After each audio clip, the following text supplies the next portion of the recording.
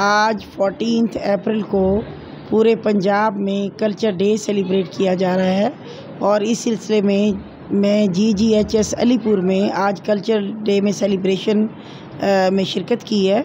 और ये काबिल-ए-दीद यहाँ स्कूल का इवेंट था कि स्कूल के स्टाफ ने और हेडमिस्ट्रेस ने बड़ी मेहनत से इस कल्चर डे को सेलिब्रेट कराया और फिर बच्चों की पार्टिसिपेशन भी बहुत अच्छी थी और बच्चों ने जो एक्टिविटीज़ की वो काबिल-ए-दीद थी और काबिल-ए-तारीफ़ थी।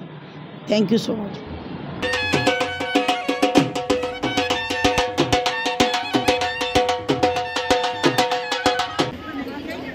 ले लो बेटा, कोई चले बेटा, देखेंगे इधर, बेटा ज़रा पीछे हो लो।